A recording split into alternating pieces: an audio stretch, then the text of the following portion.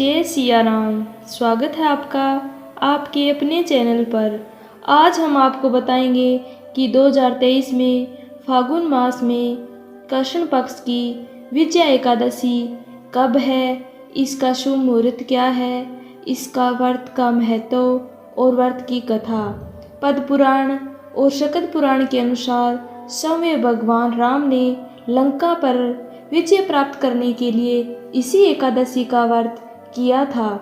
मान्यता है कि विजया एकादशी का व्रत रखने और विधि विधान से पूजा करने से विपरीत परिस्थितियां व्यक्ति के लिए अनुकूल होने लगती है और शत्रुओं पर विजय की प्राप्ति होती है।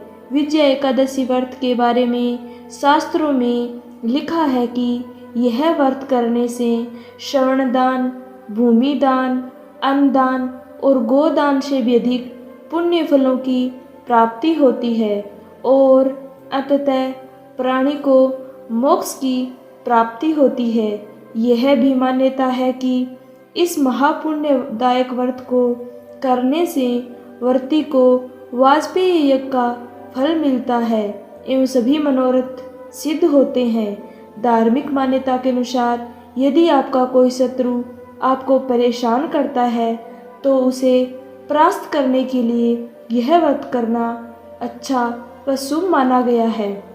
अब मैं आपको विजया एकादशी कब है के बारे में बता रही हूँ।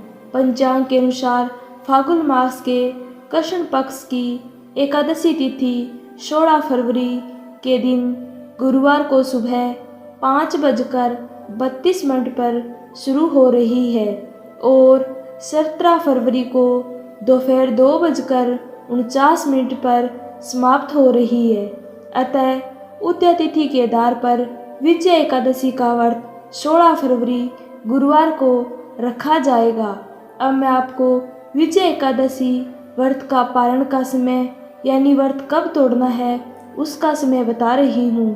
व्रत 17 फरवरी को सुबह 8:01 से लेकर 9:13 तक पारण का शुभ समय है। अब मैं आपको विजया एकादशी की पूजा विधि बताती हूँ। इस दिन प्रातःकाल स्नान कर व्रत का संकल्प लें। व्रत से पूर्व सात्विक भोजन ग्रहण करें और ब्रह्मचर्य का पालन करें। इस व्रत में अन्न खासकर चावल का सेवन वर्जित होता है। इस दिन केवल फलाहार ग्रहण करें। घर के पूजा स्थल में भगवान विष्णु की मूर्ति स्थापित करें।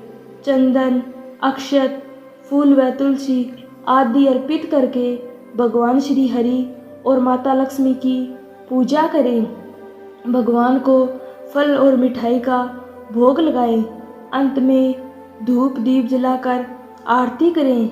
एकादशी की रात्रि में जागरण किया जाता है। श्री हरि के नाम का भजन कीर्तन करते हुए जगराता करें। साथ ही विजया एकादशी की व्रत कथा का पाठ भी सुने।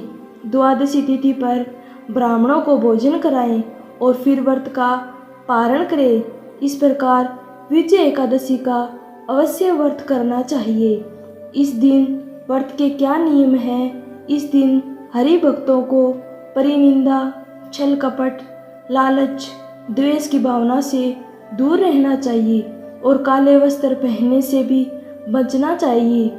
यदि उपवास रखे तो वह बहुत उत्तम होगा। यदि नहीं रख पाए तो एक समय सात्विक भोजन ग्रहण करें। एकादशी के दिन चावल और भारी खाद्य पदार्थों का सेवन ना करें। इस दिन रात्रि के समय पूजा उपासना हरि कीर्तन करना बहुत पुण्यदायक माना गया है। शास्त्र में बताया गया है कि जो साधक एकादशी व्रत का पालन करता है वह जीवन में लाभ प्राप्त करता है। साथ ही विजय एकादशी व्रत रखने के नाम के अनुरूप सभी शत्रुओं पर विजय की प्राप्ति होती है। एकादशी व्रत के दिन भगवान विष्णु की आराधना करने से सभी मनोकामनाएं पूर्ण हो जाती है और सभी क्षेत्रों में सफलता प्राप्त होती है। अब मैं आपको विजया एकादशी की व्रत कथा सुनाने जा रही हूँ। एक बार देवर्षि नारद ने जगत पिता ब्रह्मा जी से कहा, हे ब्रह्मा जी, आप मुझे फागुन माह के कृष्ण पक्ष की विजय एकादशी का व्रत कथा उसकी विधि बताने की कृपा करें। नारद की बात सुनकर ब्रह्मा जी ने कहा, हे पुत्र, विजय एकादशी का उपवास पूर्व के पाप तथा वर्तमान के पापों को नष्ट करने वाला होता है। इस एकादशी का विधान मैंने आज तक किसी से नहीं कहा, परंतु तुम्हें बताता हूँ। यह उपवास करने वाले सभी मनुष्यों को विजय प्रदान करता है। अब श्रद्धापूर्वक कथा का श्रवण करो। श्री राम को जब 14 वर्ष का वनवास मिला तो वह भ्राता लक्ष्मण तथा माता सीता सहित पंचवटी में निवास करने लगे। उस समय महापापी रावण ने माता सीता का हरण कर लिया था।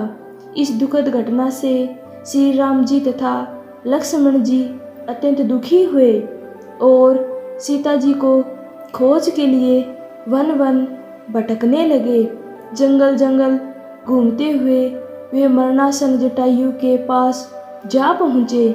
जटायु ने उन्हें माता सीता के हरण का पूरा वरदान सुनाया और भगवान श्री राम जी की गोद में प्राण त्याग कर शौर्य की तरह प्रस्थान किया। कुछ आगे चलकर श्री राम व लक्ष्मण की सुग्रीव जी के साथ मित्रता हो गई और वहां उन्होंने वाली का वध किया।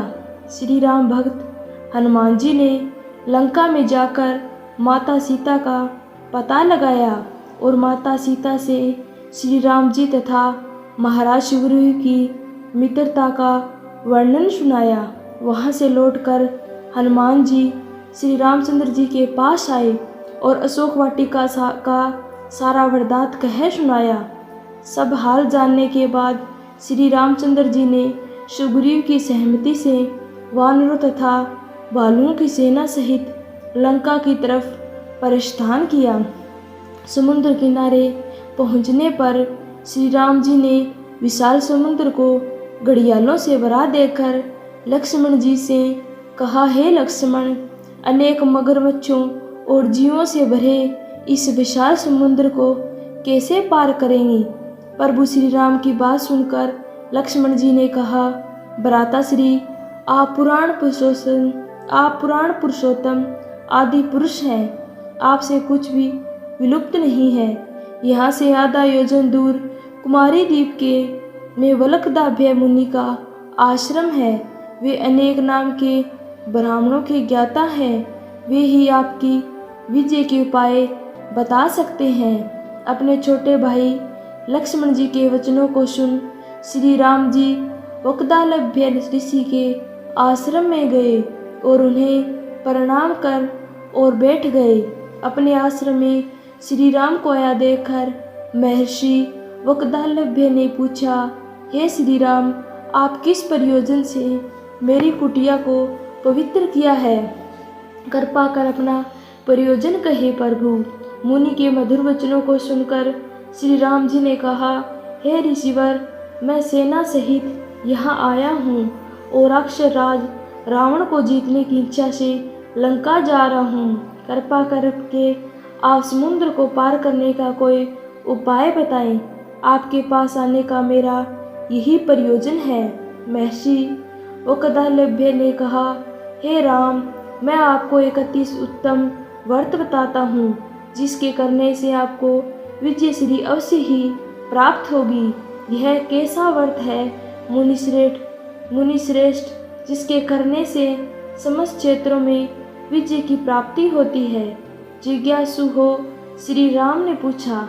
इस पर महर्षि जी ने कहा, हे श्री राम, फागुन मास के कृष्ण पक्ष की विजय एकादशी का उपवास करने से आप अवश्य ही समुद्र को पार कर लेंगे और युद्ध में भी आपकी विजय होगी।